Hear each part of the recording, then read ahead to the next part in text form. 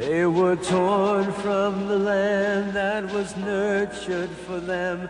They stood by while strangers and friends bought their souls and what was theirs for many a year was in minutes torn from their hands.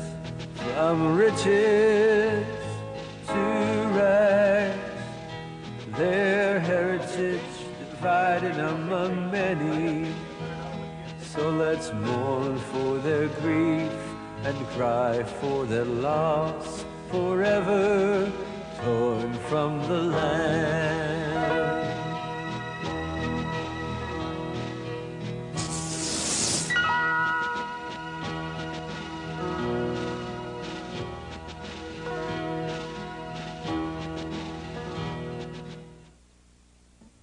Thomas Jefferson once stated that the widely dispersed ownership of land by the tiller is the American safeguard for democracy. And small landowners are the most precious parts of a state. And in the 1860s, 80% of the population lived in rural areas. About 4 million farms existed in the United States, and most of those were family farms. The farming peak was in 1935, when approximately 6.8 million farms dotted the United States. With the advancement of technology, life for the farmer became easier. For example, in the early 1800s, it took about 373 hours to produce 100 bushels of wheat, while in 1959, the same task is performed in about 18 hours. This increase in production was heavily due to new machinery, fuel, fertilizer, and many other chemicals. But these costs are expensive, and with their introduction there came the need for a significant increase in capital investment. This in turn created new guidelines for operating credit during the growth cycle.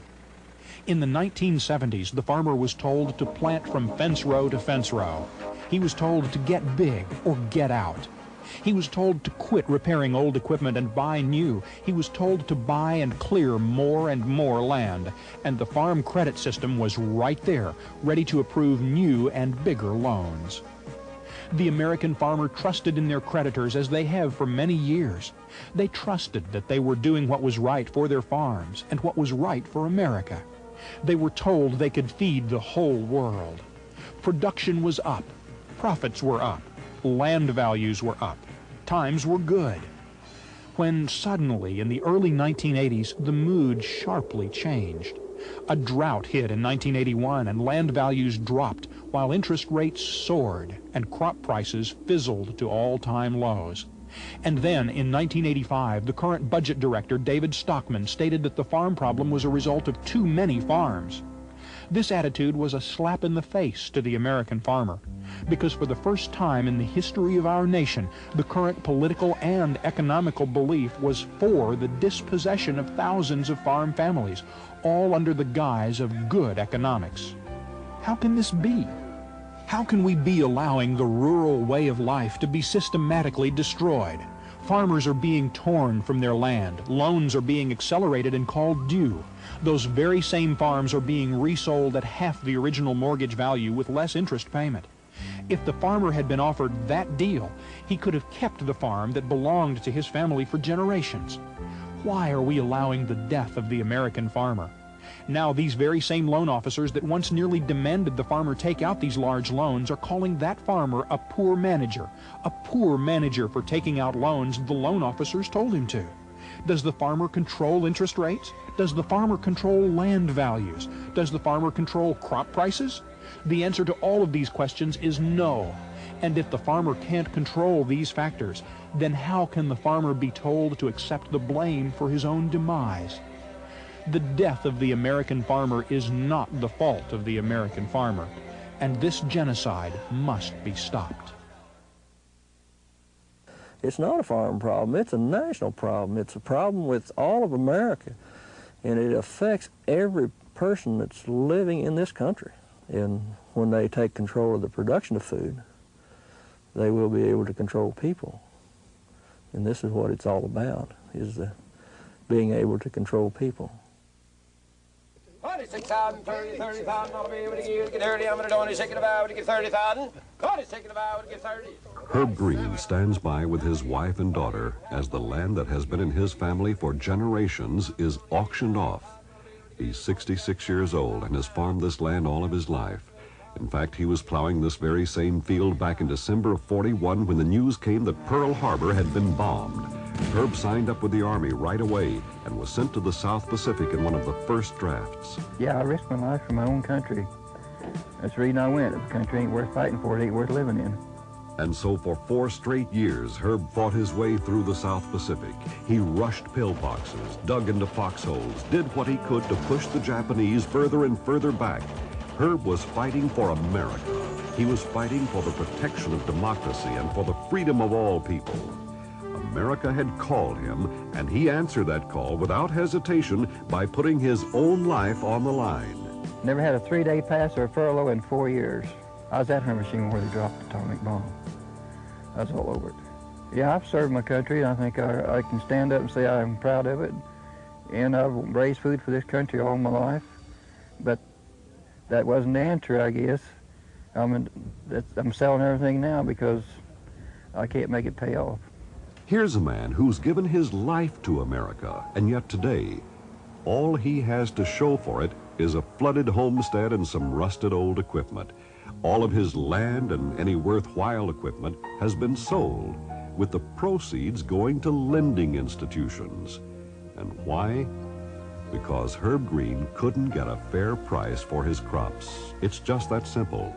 Well, what's going on? America is selling out America. We're bringing everybody else in here and giving them all a head start.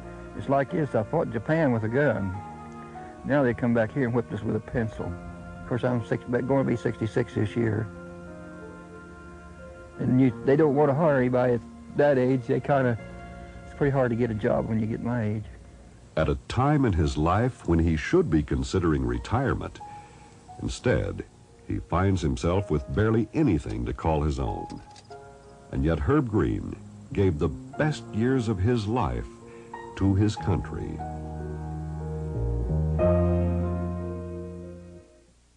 Whose fault was it that the farmer was losing the farm? Is it his fault? Quite to the contrary.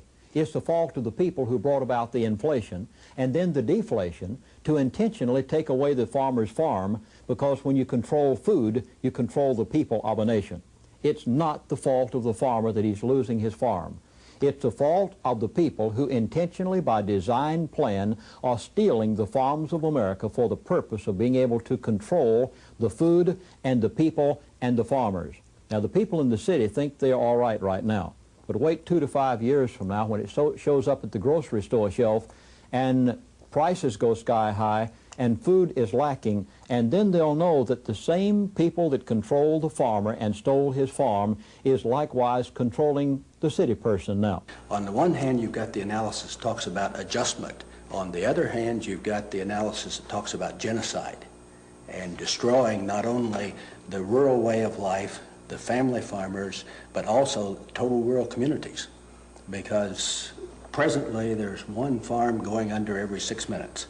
And for every 5 to 7 farms that goes under, a business on Main Street goes under. So we'll see an increasing number of ghost towns across rural America. And we're seeing this happen in the heartland of America now. Streets that were once bustling with heavy traffic on a busy Saturday morning now lay quiet. Sidewalks that were once pounded by the feet of shoppers are now overgrown with weeds and litter. Storefronts that were once made attractive for the buyers are now bolted and locked up. And the rural community, as we once knew it, is dying. Small towns that dot the Midwest farming belt are literally turning to dust. These towns depended upon the farmer's dollar, and the farmer has no dollars to spend. And with the farmers hurting and rural business and communities hurting, the banking industry is also hurting. For over the past 4 years, over 380 banks in this country have been declared insolvent. So if the farmer is allowed to die, much more than just his farm will die with him.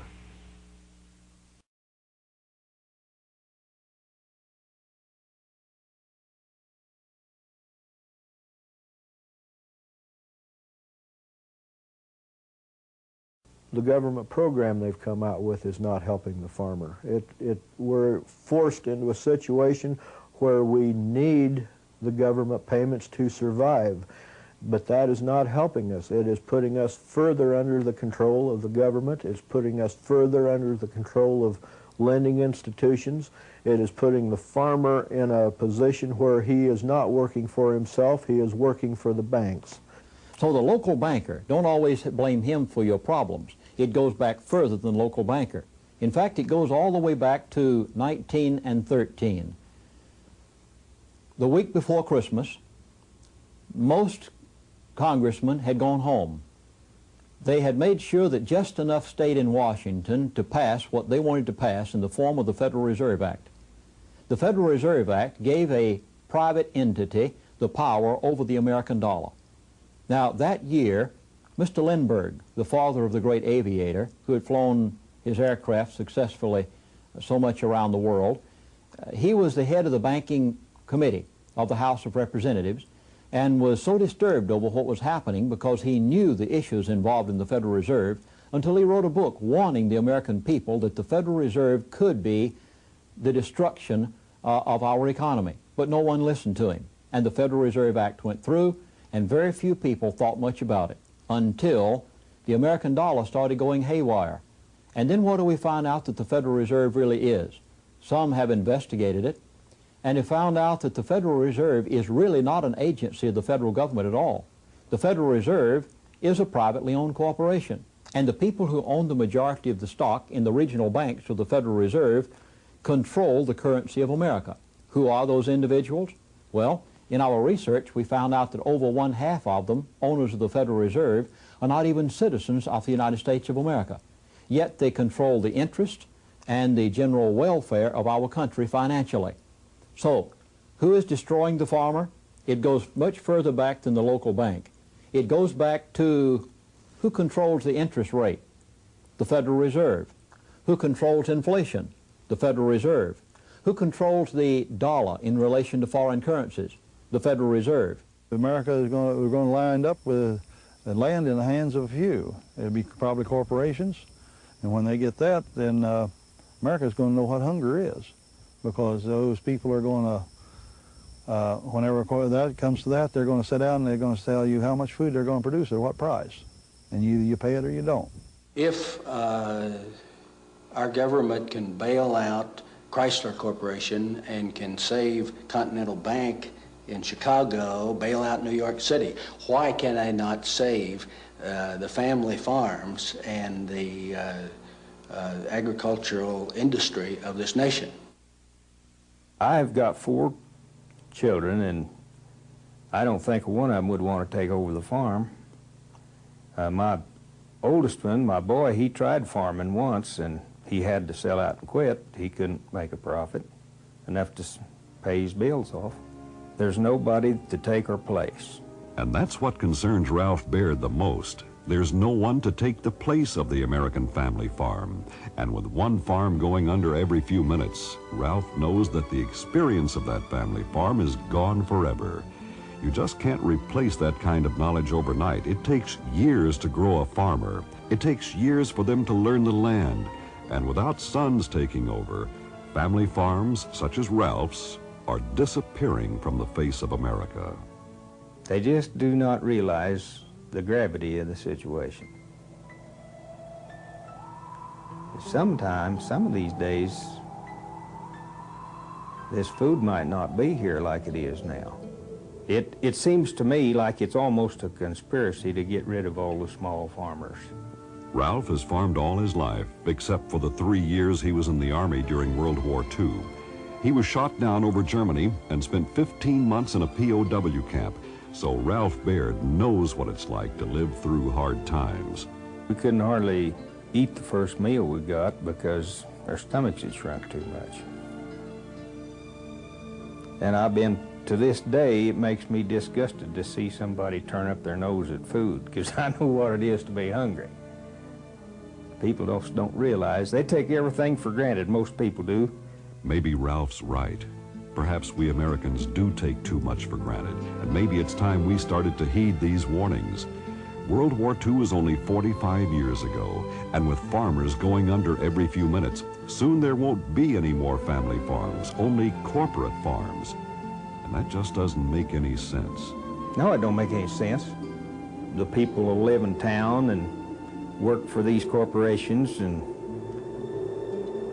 have to go out every day and do what they want them to do, and it'll almost be like it is in Russia. That's what I think it's going to do if something don't change. I was in Canada just recently, and the man who was sponsoring the meeting, his son was a car dealership owner. And I asked him, I said, what does an American car sell for in Canada? Oh, he said, let's take a $20,000 American car, would cost $30,000 in Canada. I said, why? He said, because of the American dollar in relation to the Canadian currency. Now, when I went to Canada, I got $1.40 of Canadian currency for $1 of United States dollar in relation to the United States dollar. Well, what does that mean? That means that foreigners cannot buy American products because the Federal Reserve has determined on the world market that the American dollar is worth so much more in value compared to foreign currencies. But we can afford to buy foreign products. They took our electronic industry and moved it off to some foreign country. They took our automobile industry and moved it off to Japan. When you buy a product anymore, what do you find said on the product? Made in Hong Kong, made in Korea, made in Japan. Where are the days we said made in America? So what's happening to the farmer? He can't sell his products abroad. Who determined that the farmer couldn't sell his products abroad? Who controls the American dollar in relation to foreign currencies? The Federal Reserve. The European common market countries, the French in particular, they subsidize their grain. Their farmers are getting over $5 a bushel, while ours are getting here $2 a bushel here in the United States.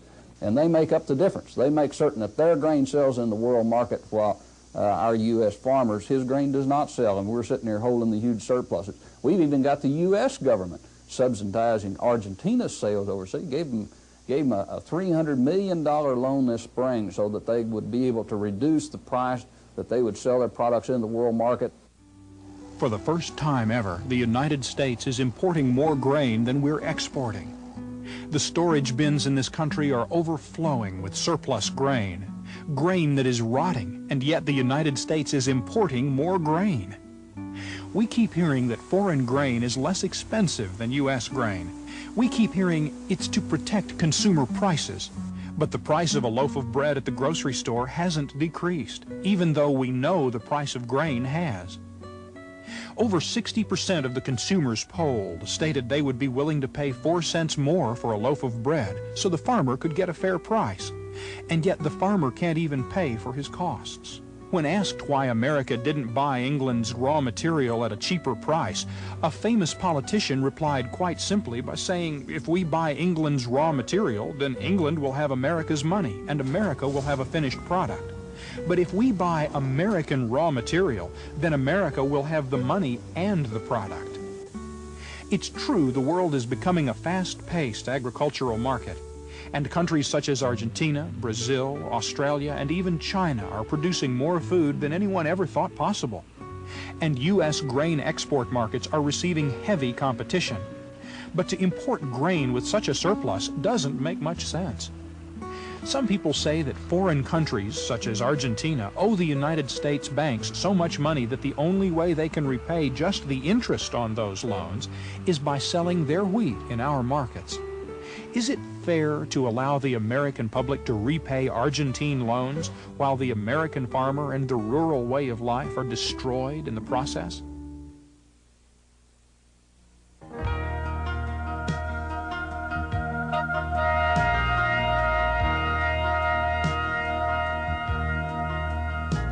They've got nowhere to turn, no place to go. The chain has been broken, their heritage destroyed forevermore. When year after year they planted their soil and asking only to serve. They were called by the land, they felt chosen to farm, and a bond was formed with the land. But now there's nowhere to turn and no place to go. Oh, why are we allowing the family farm to die? They trusted in men and in government too, to help them care for the land.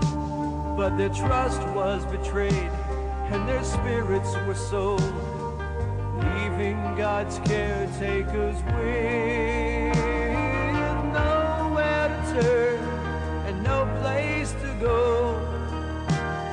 Oh, we will soon be sorry that the family farm has died.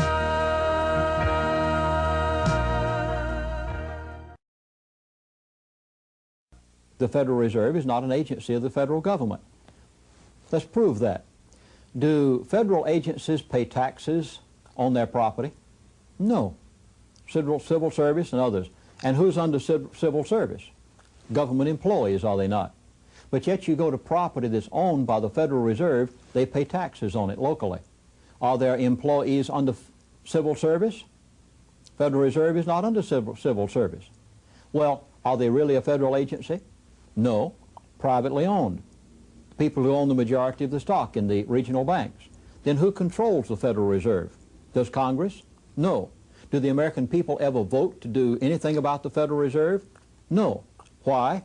Formed in 1913 as a private entity to control the interest and the currency of America through the control of the Federal Reserve.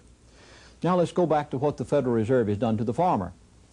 What did they do to the farmer's crops? Well, inflation and deflation, all controlled by those who manipulate the currency through the Federal Reserve and the foreign markets. What's happened? 3 years ago, a farmer said to me, my corn was worth over $3 a bushel. Well, I said, how much was your corn worth 2 years ago? Well, he said $1.75 a bushel. Well, how much is your corn going to be worth this year? $1.25 a bushel. Well, how much does it cost you to raise that corn? $1.60 a bushel. Well, I said, how much are you projecting to get from your corn next year? He said maybe 75 cents to $1 a bushel. And I said, you tell me that you're going to plant again? He said, well, what else can I do? This is all I've ever done all my life. It's a family farm. This is a lifestyle. What else can I do? I don't know anything else. I'll just keep on planting and hope that I'll get a price for my product. So the farmer's going broke. Do you blame the farmer? Who controls the price he gets for his product? The people who control the currency of America. Who does that? Remember, over 1/2 of the owners of the Federal Reserve stock in the regional banks are not even citizens of the United States of America. So who's controlling the price of the farmer's products, and who controls the interest rate that the farmer pays to the local bank? Not the local banker, but the Federal Reserve sets the prime rate. So in basics, where is the problem? As we said, don't sweep down the cobwebs. Let's get back to the spider. And when you kill the spider, you'll not have to worry with the cobwebs anymore. It was like a funeral. Cars driving in with their lights on, lining up along the roadside, and men gathering together, muttering quietly to one another on a cold, gray, foggy morning. It looked as though the day was refusing to begin because it knew that today there would be a funeral, and everything that Hal Brewer had ever worked for would be laid to rest. It's a good truck, you'll be proud of it. You can just rip Hal's name off and put yours on it. The auctioneer sat in his nice warm trailer, totally oblivious to the pain the Brewers must be feeling, interested only in selling off all they owned. As the tractor pulled the trailer along its predestined path, it left in its wake all of Hal's machines, equipment, and tools in someone else's hands. Hal couldn't stand the pain of watching all he had ever wanted and owned being sold off. He didn't want to see his friends and neighbors, and he didn't want to hear the comments of strangers. Maybe his equipment wasn't the best money could buy, but each and every piece held special memories for Hal, And now those memories were being sold right along with the machinery, and Hal simply couldn't stand it. So he stayed home. But their home is less than half a block away, and I'm sure even within those four walls, Hal can still hear the wail of the auctioneer. Hal's wife Jackie came to the auction. She couldn't stand just sitting at home, waiting and waiting. Much of their equipment went for only pennies of what it originally cost them. And with each wave of the auctioneer's cane came a new hope that maybe this piece will be sold for what it's worth. One of the saddest parts of this auction is that the brewers don't even know if the total sale will clear their debt. They may still owe, even after all this. Ironically, Hal was one of the largest vegetable farmers in the state of Arkansas, but with the current farm philosophy, even he couldn't make things work. So as the auctioneer continues with his pleas and Hal Brewer hides within his home, the soul of one more family farmer is divvied up to the highest bidders. Alfred, sold it. $300 right here, number 76. Same way, 76. Thank you, sir. I've got a son now that wants to be a farmer, 23 years old. And I tell him that his mother and I could give him our land, our equipment. It wouldn't be 3 years till he'd lose it all. The fact is that we're about to lose it, and we don't owe anybody anything right now. But still, we can see the end of coming because you just can't continue operating at a loss. But if he can't be a farmer, then his children will not be able to farm. The chain will be broken. You know, we're in America where we can do as we please, we think. But all of that's quickly coming to an end if we don't change what they're doing to us. Mona Lee and F.M. Brock lost their farm in Oklahoma to a cold-hearted system. All their lives, they had worked and tilled the land, growing food for others. And after bad weather and low crop prices took their toll, they were forced to take out a loan in order to continue operating. Less than 2 years later, without any warning, that loan was accelerated and called due, and the fight for what was rightfully theirs began. The home they had built, the land they had cleared, all the things they had worked so hard for were suddenly at risk. They wrote to congressmen, senators, and even the president, but their cries fell on deaf ears. Instead of receiving help, they were lied to, intimidated, humiliated. And none of it made any sense to them. It was like living in a nightmare. Their last resort was to file a lawsuit, but FM's heart could no longer stand the strain. The doctor told Mona Lee that to continue the fight would surely kill him. So Mona Lee and FM gave up their home and their way of life, but kept something that's very important to them. They might take away every cotton-picking thing that we have and that we own, but there's one thing they're not going to take away, and that is the truth, the honesty, the integrity, our love for our country, our love for our God, and our self-worth and our self-concept. They are not going to do it. Mona Lee became a counselor for the Farm Aid Hotline in Oklahoma, but she continues her fight alone because the man who stood by her side all those years left this world. And for the first time since their fight began, F.M. Brock is resting peacefully. But right before FM died, he told his wife to never stop fighting for the farmer, because to give up would be like giving up on America.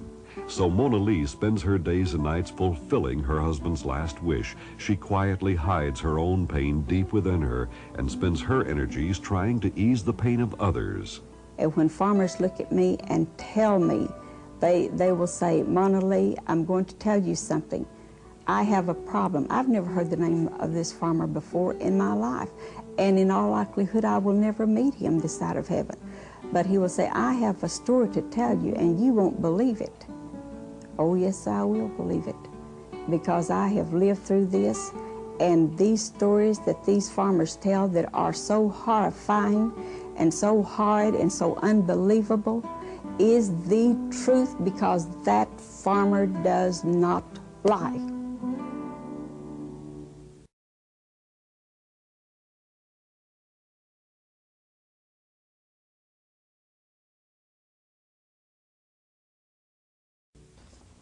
In order to show what's happening to the farmer, let me use a $1 bill and a silver dollar. Now on the top of the $1 bill it says Federal Reserve Note. First of all, is it federal? No. Secondly, is it reserve? No, there's no reserve on there anyplace. And is it really a note? Now, according to Webster's dictionary, in order for something to be a legal note, it must have an amount on it somewhere to pay in something. Is there anywhere on that dollar bill that it says it'll pay in any amount of anything? No. Did there used to be a promise to pay on that dollar bill? Yes. What did it at one time promise to pay in? Gold or silver? Does it promise to pay in anything today? No. Then is it a legal note? No. Is it money? What is it? If it's not money, it's a green stamp, as I like to call it. Now let's take this silver dollar. And you'll remember that there was a time when you could take this $1 bill into a bank and get one of the silver dollars. Can you today? No, it'll take approximately 15 of these to get one of these. Then what changed in purchasing power? The green stamp or the silver dollar? The silver dollar today will still purchase what it would purchase 20 years ago. What will this purchase today? Approximately 13 cents off what it would purchase 20 years ago. So what did they do to the American farmer? They loaned him money in this purchasing power. Now notice the words purchasing power. What has changed purchasing power, this or this? The silver dollar is still worth the same purchasing power today it was 20 years ago. What changed purchasing power? The farmer was loaned money at this purchasing power. You remember the price of his land? $3,000 an acre. Inflation was going wild, and the farmer was told to buy more. So they loaned him bank interest at this purchasing power. Then his land is now worth $700 an acre. What's the purchasing power now of that land? Here is its value. The farmer was borrowed money at this purchasing power, was requested to pay back at this purchasing power. Can he? Total impossibility. You can't do it. Let's take an illustration of 30 years ago. A person who had $30,000. They could have bought three two-bedroom, one-bath houses, could they not? Today, that same individual has $30,000 in a local lending institution getting interest. How many two-bedroom, one-bath houses can they buy with that $30,000 today? Approximately one half of one. Then what did the power brokers of money do? They changed the purchasing power of that person's money in the lending institution. What did they do? They robbed them of approximately 2/3 of its purchasing power. They've done the identical same thing to the farmer. Now we say it's the farmer's fault that he's broke. Quite to the contrary. The farmer is not at fault for being broke at all.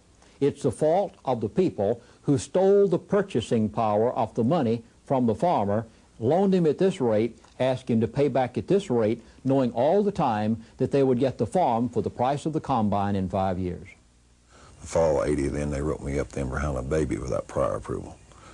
Me and my wife, they said I took the bills in December, turned over to them, they said unauthorized expenditure, you didn't get prior approval first. Then in '81, then they wrote me up in fall '81 for having a heart attack. They said they said they could foreclose on me now because they warned me in '80 not to create an additional medical expense, and I overspent. They said they'd allow me $500 medical bills. I guess some of the things farmers home would do. Well, it makes you feel fighting mad. At the time, they had already browbeaten me down so much I didn't know what to do. It makes you consider suicide or anything else. It can make you want to throw up your hands and quit. They beat me down until I felt I was second class and wasn't worth living. They made me feel like I was, subhuman. But this is just some of the stuff they run me through. Like I say, what they done to me, not so bad, but to watch your family suffer, do without, and the things they done, trying to live on what amounts to about $4,000 a year, and they tell you that's adequate. I jumped him for more money. He said, well, sign up for welfare. You're eligible for it. I said, you want me farming 600 acres of land to go sign up for welfare? I'm supposed to be paying taxes, not spending the taxpayers' money. He said, no, you're farming for us.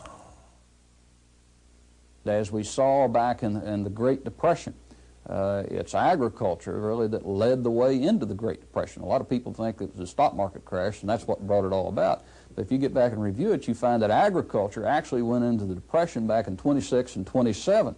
And that drug down the rest of the economy because of the huge impact that farmers and agriculture in general has on the rest of the economy. So the danger to the rest of the economy with agriculture being in bad shape is just as great today as it was back before the Great Depression. Usury, quite a subject. Usury is exorbitant interest that's charged to people. The system wants to keep people into a usury situation. After all, it's a vicious cycle where there is no end. And once you get into it, the wealth that you're gaining by your labor is stolen. Usury is condemned in the Bible. God made it very plain that the land of Palestine was not to be involved in usury. God's people in the Old Testament were not to be involved in usury. And usury has brought about the destruction of the American farmer, because once they get them into a usury or interest system whereby the interest goes so high until the farmer is paying back more in interest than what they can make on their crops, then they can confiscate the farm and get it without paying 1 penny for it. And a good example of that was the Bedford National Bank. My wife and I heard about this, and we decided that we would go to Bedford and see if we could investigate the issue. And I picked this up from the newsstand in the Bedford, Iowa, a little bitty country town down in southwestern Iowa. And it's the Bedford Times, and it says across the front, FDIC possesses 150 bank loans. Then it goes on to say, Army closes Bedford National Bank. Now this story could be multiplied many times all across America. It's nothing unusual. It's happening continuously. And the story was that the FDIC came into Bedford and said, the bank is not solvent. Now that might not necessarily be so. And in order to prove that it's not so is a person who called in on a radio talk show where I was in Dallas, Texas just a few weeks ago, and she announced that she was the wife of an agent of the Federal Deposit Insurance Corporation. And her husband had just called her on the phone a few hours earlier and said that they were closing down a bank that was not broke. It was solvent and in good condition, but the FDIC had ordered it closed. And in the course of the conversation, she said that they had a schedule of bank closures from then all the way up till a few months later, and that they were closing banks that, as far as he could determine by looking at the books, were completely solvent. And not only that, but she said that her husband had found out, since he went to work for the FDIC a year ago, that they are not a federal agency, that they are a privately owned corporation. And she said this over the air to approximately 3 million people. So the Bedford National Bank might not necessarily have been broke. In fact, some of the people in the town told me that they knew from reliable sources that the bank was quite solvent. But what did the FDIC do? They came in, announced that the bank was insolvent, closed it, then demanded payment from 150 loans. Now, the time on this is May the 7th, 1986. What time of the year does a farmer normally sell his crops? September, October, November, December? Well, it would be right interesting, wouldn't it, to demand payment on 150 farms in May when the farmer has no money? But you do know in the fine print that it states that if a bank closes, goes broke and closes, that the lending institution or the guaranteeing institution, the FDIC, has a right to demand payment on those notes within X number of days if they wish. So they demanded payment of 150 notes in that area, most of which were farmers, and they couldn't pay. How are they going to pay? So what happens to the farmer? He loses his farm. Why? Because he couldn't pay a lump sum. So what happened to the area of Bedford, Iowa? Well, it's a horror story that could be multiplied all over America, and was multiplied in Denver, Colorado not too long ago. And I dare to say that the majority of Americans don't know about this. I just happened to be in Denver at the time and picked this up off of the newsstand, the Denver Post, and it says, U.S. stings 156 Colorado banks. Did you know that 156 Colorado banks closed down one Friday afternoon? And many of them were not scheduled to open up on Monday morning? No. The American public didn't know that. Why not? Because for the next 2 weeks, after I was in Denver and picked this up off the newsstand, I was in 3 adjacent states to Colorado, and nobody knew anything about this. Why? there appeared to be a media blackout.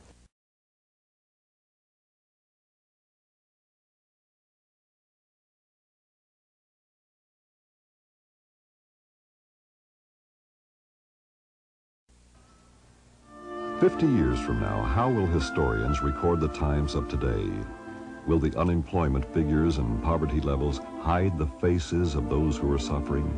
Will historians merely record the fact that over the past 5 years, over 250 banks collapsed in the United States? Or can the faces of those affected also be recorded? Will statisticians merely state that by the year 2000, 1 million American farms went under? Or will the grief-stricken faces of those who lived and worked the land for generations also be embedded in the history books? Will the records tell the story of 20 million Americans who are hungry today? Or will it merely state that over 15 national studies have concluded that hunger exists in America and in epidemic proportions? Will the archives tell the surplus story?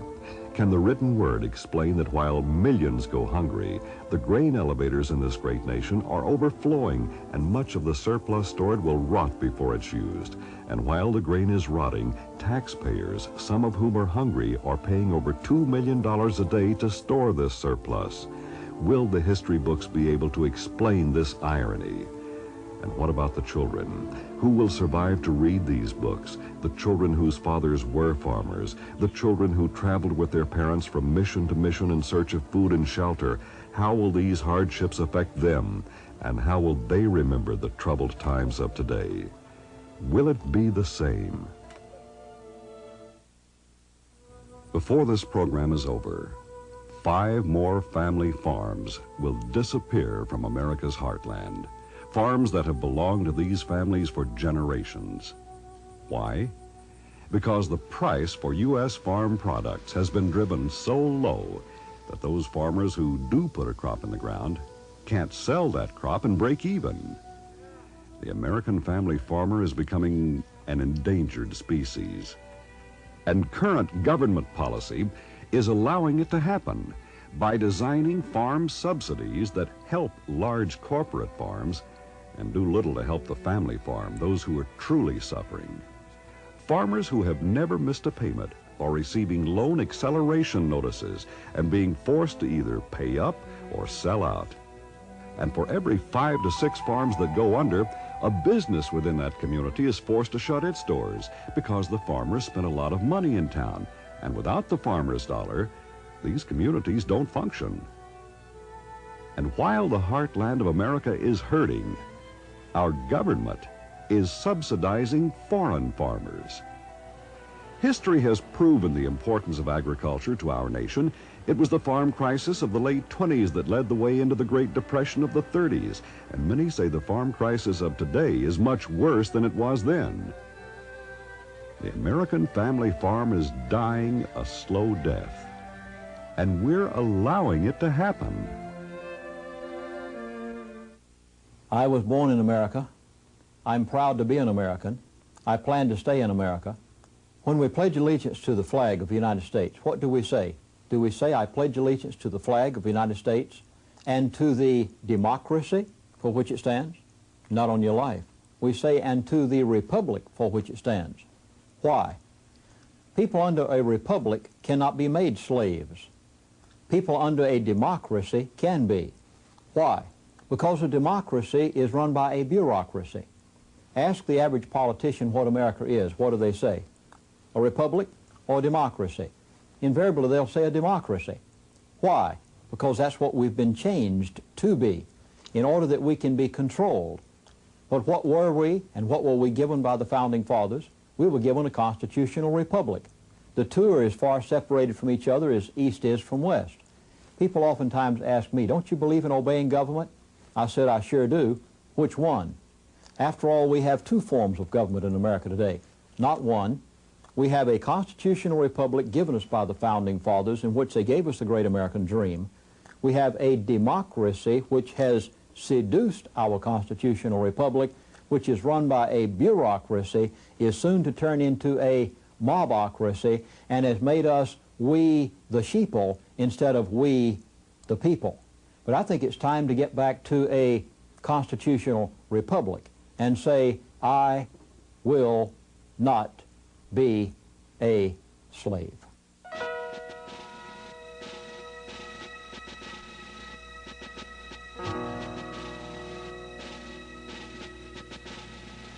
They were torn from the land that was nurtured for them.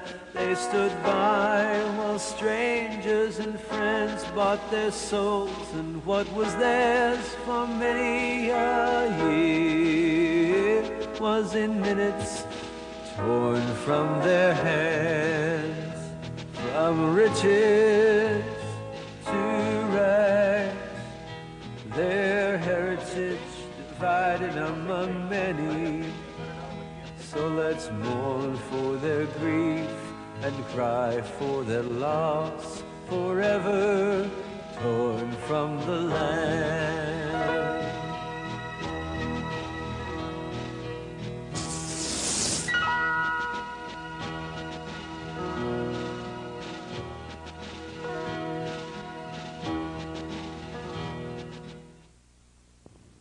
In 1973, I was the typical head-in-the-sand preacher, as I call myself, on the back cover of my second book, To Seduce a Nation. The reason I say that is because I was a missionary in the state of Alaska that year. 1973 was also the year that they announced they were going to build the Trans-Alaska Oil Pipeline. They also said that 25,000 pipeliners were going to converge on Alaska to build that pipeline. Well, what better opportunity for a missionary to witness than 25,000 pipeliners who are supposed to be the most wicked, cussingest, drinkingest folks on the face of the earth. So I went to the oil companies and I said, don't you need a chaplain on the pipeline? Well, they allowed me in the pipeline work camps as a chaplain with no pay. Then about 6 months later, the oil company said, you chaplains are saving us thousands of dollars of counseling fees. We've decided to make life a little easier for you since we don't pay you anything. We've decided to give you executive status. I had not the slightest idea what that meant, but I was soon to find out that it meant I could go any place I wanted to, see anything I would like to see, was even invited to sit in on board meetings with the oil company officials in an advisory capacity. I started seeing some things that didn't add up. You see, we all thought there was an energy crisis, didn't we? No, there wasn't. There was no gasoline shortage of any kind in the early 70s.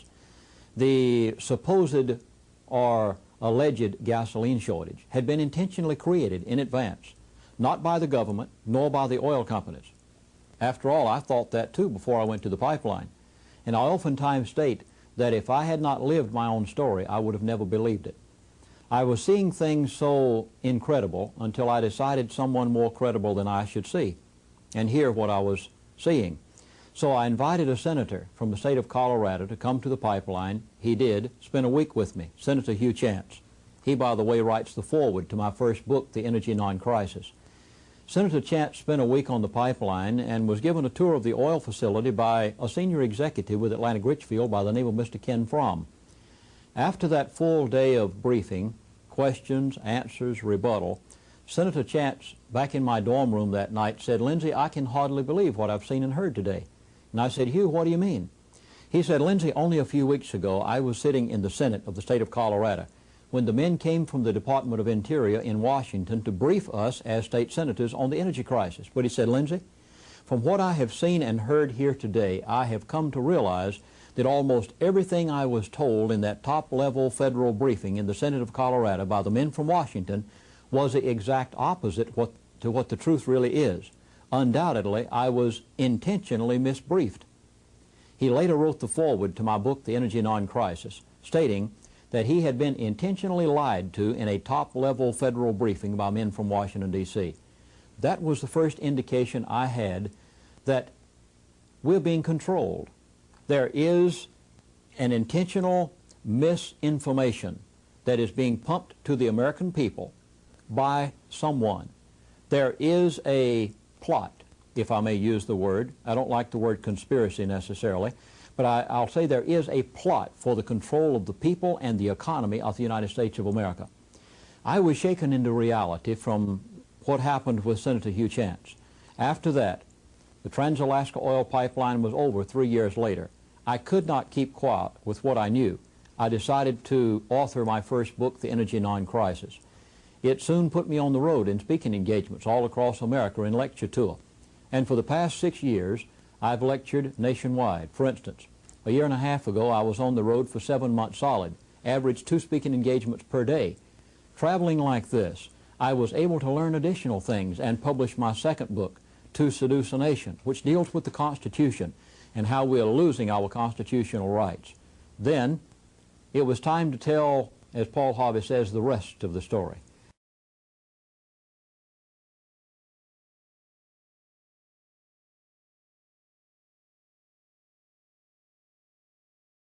After all, there is more to it than that. So the third book that just came out recently, entitled Syndrome of Control, there was something I learned on the Trans-Alaska Oil Pipeline. Because of my position as chaplain, I was expected to host or help to host dignitaries that came to the pipeline. It wasn't unusual for me to have breakfast with the Secretary-Treasurer of Exxon, to be with some congressman who was looking around the pipeline that morning, maybe that afternoon to be with some New York banker who was looking over the profits he might make from the pipeline. And I learned something from talking with these people. They don't think like we think. Their mindset, or as I sometimes call it, their mental plot, is different than what the average American thinks. They think in global terms. They think in power. They think in control. It really matters not to them for the dollar as much as it does the control factor. And what's happening to the American farmer today is that they are being intentionally controlled by a design plan, and their farms are being confiscated by a design plan that was initiated many, many years ago. America has been intentionally deindustrialized. They've moved our industry offshore. Then they're breaking the banking industry of America, or the banking institutions of America. Then the farmer, because whoever controls the food can ultimately control the people. Therefore, the farms of America must be confiscated. They must become corporate farms. They care not about the local farmer. After all, who cares about people from the top level? That's the direction that these people think in. They don't think in the same terms you and I think in. So, in my book, Syndrome of Control, I describe these people as the internationalist. There are many names that different people could put to them, but they are a group of people who hold the purse strings of the world. Now, they gain by every conflict that takes place in the world. For instance, #1 Red Square downtown Moscow is Chase Manhattan Bank. It's not there for the purpose of helping the Russian people. In fact, I understand that a Russian can't even have a checking account nor a savings account there. What's it there for? For the purpose of financing Russia's war machine. They finance Russia's war machine. They finance America's private enterprise that builds America's war machine. Every time our president goes to a summit conference and comes back and says, negotiations broke down, they love it.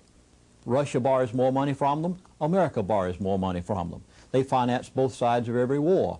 They have everything to gain by it. They have everything to gain by breaking the American farmer, by breaking America's airlines, by breaking the American privately owned bank. Let's take an illustration of this.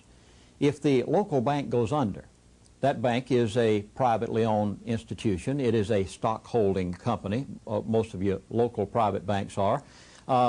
Whenever that bank goes under, remember that the FDIC or the FSLIC guarantee the money that's in those banks. Now, who is the FDIC and the FSLIC?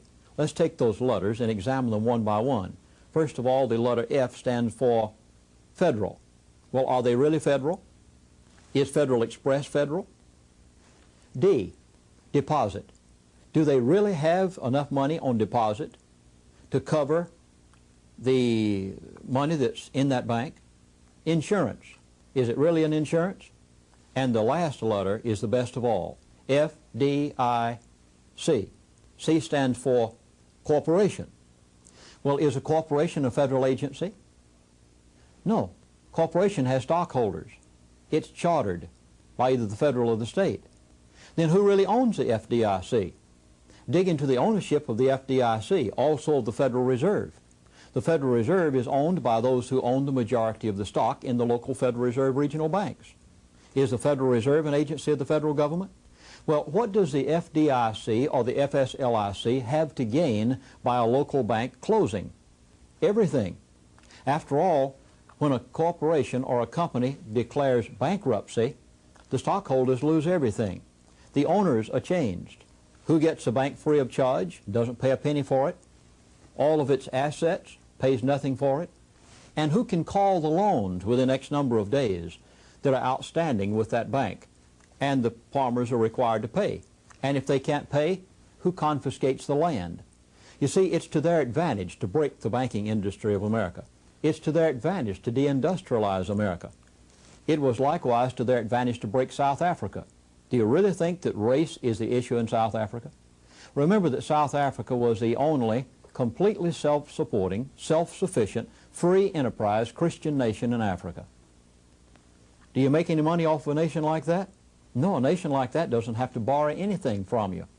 So what do? You have to break them so that you can put them under interest or usury. So what did they do? They broke the economy of South Africa. So in turn, South Africa has to bow their knee at the hand of the international bankers to say, we need money. What do the international bankers charge them? Interest. Now they have them where they want them. They make money off of them. What did they do to the American farmer? The identical same thing. As a farmer said to me the other day, this farm has been in our family for 3 generations, farmed profitably. We had no problem operating year by year, but then back in the 70s, all of a sudden something called inflation. And oh, by the way, who creates inflation? Well, who creates the price of money, so to speak? Who determines interest? Who determines the American dollar in relation to foreign currencies? Isn't it all determined by the Federal Reserve? Who is the Federal Reserve? We've just discussed it. So now let's go back to what they did to the farmer. In the 70s, interest rates started going up. Inflation went berserk. The farmer just started paying more interest than what he could possibly make on the products on his farm. So the farmer became more heavier and heavier and heavier in debt. Then, as one farmer said, the price of corn 3 years ago was $3 a bushel. Last year, it was $2.75 a bushel. Now they said corn has gone down to only $1.75 a bushel. Next year, it's expected to be lower. Who determined the price of the product? Did the farmer? Then did he have anything to do with his going broke? Who determined the interest that the farmer was paying at the bank? Did the farmer? He had nothing to do with it.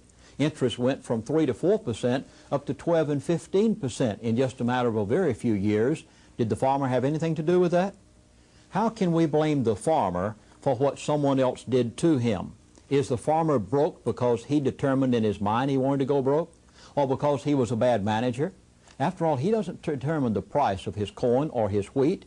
That's determined by the people who broker it worldwide. Who determined the price of the interest? The Federal Reserve. To whose advantage is it to break the farmer? Now remember, whenever the farmer goes broke, his loans are turned back to the local bank. Then when the local bank goes broke, who gets all of the land? The FDIC or the FSLIC. Who are the owners? You see, we have to go a lot further back than just the local bank. Let's go to the Arabs, for instance. OPEC has nothing to do with the price of oil whatsoever. Remember that 35 to 40 years ago, the people who are today Arab sheiks were nothing but nomads roaming the deserts riding camels. How much did they know about international finance? Well, international bankers found oil on their property, decided that they would build their oil fields. But what do they charge whenever they build Arab oil fields? They charge interest, don't they? Well, they did, and made the Arabs. Then all of a sudden, oil prices go down to $10 a barrel, as low as $9 a barrel. Who did it? Does OPEC really control the price of oil? Quite to the contrary. We find out that Saudi Arabia just fired their oil minister. They said he can't maintain the price of oil anymore. Well, I guess he can't. He doesn't have enough control with where the purchase centers of the world are. Remember that the price of oil is controlled by the people who sit at the computers and purchase the tankers of oil every day. They take the price of that oil anywhere they want to. So they made the Arabs. Then they told the Arabs where they should invest. Where? In American Treasury bills, gold and silver, long-term securities. Then they make them rich. They've invested all of this. But how much was gold back in the days when the Arabs were investing? Well, gold went to $700 and $800 an ounce, didn't they? They bought it by the carload. Then oil goes to $9 a barrel. Well, what do they do in order to maintain their economy? They have to cash in some securities, don't they? Can't cash in treasury bills. America doesn't have the money to pay them. Can't cash in long-term securities. There are dates on them. What do they cash in? But how much do they sell that gold back for?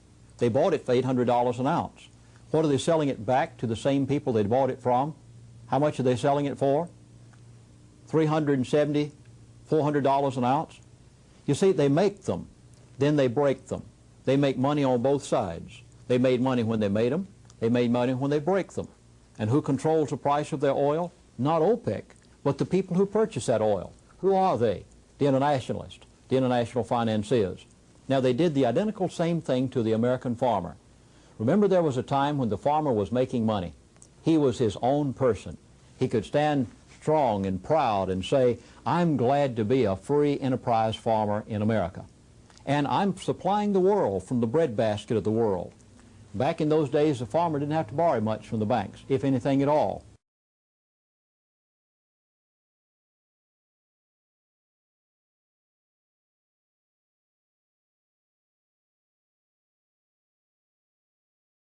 Then what happened? Land prices started going up. They said, buy more land. Inflation went sky high. But who controls inflation? The identical same people that control the Federal Reserve and the American dollar. They took inflation to where they wanted it. The farmer was told to buy more, get deeper in. He did. After all, why shouldn't the banker advise him right? He'd always been his friend up until this point. Then the identical same people who caused that inflation brought about deflation and deindustrialization of America, and taking the American dollar sky high on the world market in relation to other currencies. What did that do to the farmer? As one farmer said to me the other day, my land values were up to $3,000 an acre back 5 years ago. Now they're down to $700 an acre. Who broke them? The same people that made them. Who took the price of land to $700 an acre? The same people who took it to $3,000 an acre. The manipulators worldwide of finance, the power brokers, the internationalists, if I may, as I described them in my book, Syndrome of Control. So what happens to the farmer? All they have to do is bring about deflation. The farmer now is paying 12 to 15% interest, and he can't pay off his loan. He doesn't have enough collateral. Whose fault was it that the farmer is losing the farm? Is it his fault? Quite to the contrary. It's the fault of the people who brought about the inflation and then the deflation to intentionally take away the farmer's farm, because when you control food, you control the people of a nation. It's not the fault of the farmer that he's losing his farm. It's the fault of the people who intentionally, by design plan, are stealing the farms of America for the purpose of being able to control the food and the people and the farmers.